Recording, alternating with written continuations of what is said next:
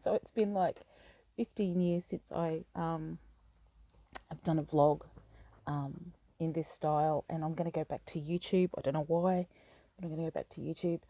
Um, it's been that long since I did a vlog, video blog.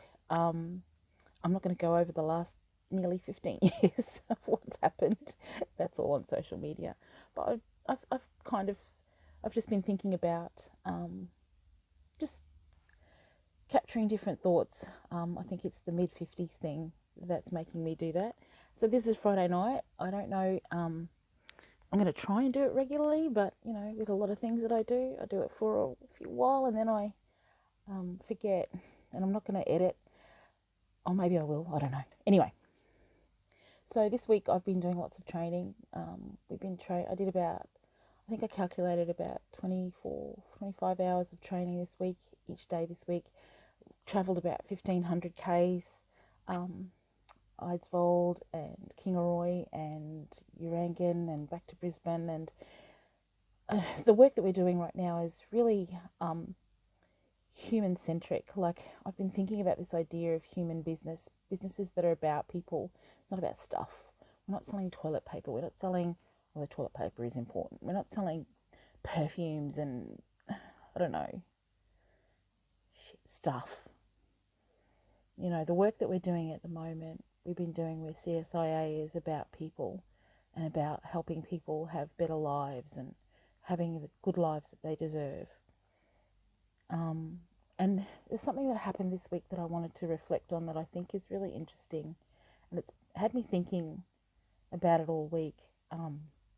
So the kids were telling me on Tuesday night that they went to the shops to go Brookside or somewhere, and they parked the car. So Eddie drove his truck, parked the car, and then in order to get out of the car space, like actually get out of the car, Annie opened the door, and the car next to it was really parked really badly, and so she gently put the door of the truck, just kind of touched the car that was next to them, and there was apparently a woman in the car.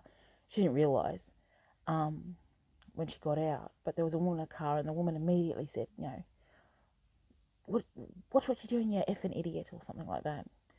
And gave Annie a fright, and Annie apologised, and but it made me think it's kind of like, what possesses someone to have that kind of reaction? Like, it's not a big deal in the world. Like, there was no violence. It was violent language, but it wasn't Annie wasn't unsafe, but it was like, what is it that made that woman react that way?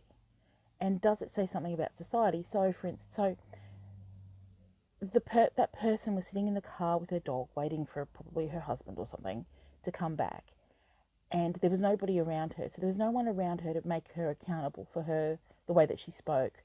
There was no one around her to there's no reason for her to temper her language apart from civility. And at the moment, so it's May 2023, and everywhere, on every media channel, traditional media, on the television, on the newspapers, on every social media channel, is all about youth crime, and it's just been making me think that I wonder if this oversaturation, so it's either about youth crime, the housing crisis, inflation, but it's making me wonder if this dominating narrative about crime is making people, is just reinforcing this idea of, you are only beholden to those close to you, and it's almost like every person that you don't know is other, and you are free to abuse them, and you're free to do whatever you want to them. And it's really interesting. Like, and I'm wondering if the fact that Eddie's car touched their property, their car, so just touched it, didn't bang into the car or anything, but that simple act of touching another person's property sent her off in some kind of way. Like, what was driving, and this is the bit that fascinates me, is what drove that person to blast to blow up so quickly, so instantaneously over something so small.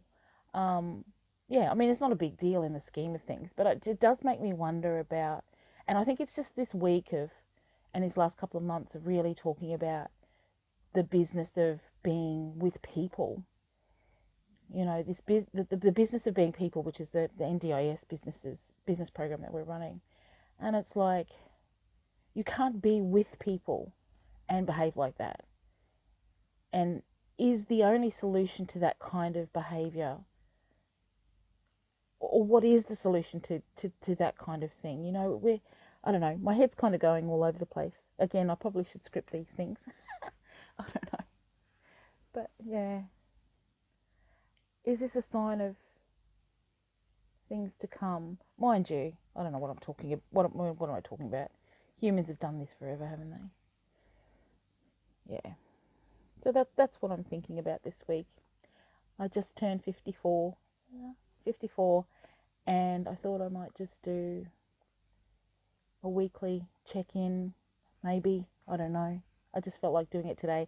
And then I looked at my old YouTube channel. Oh, the old YouTube channel from 2009. Oh my God. I had hair. Anyway, that's it. People have always dehumanized others. We all do it, I guess. Maybe we all do it.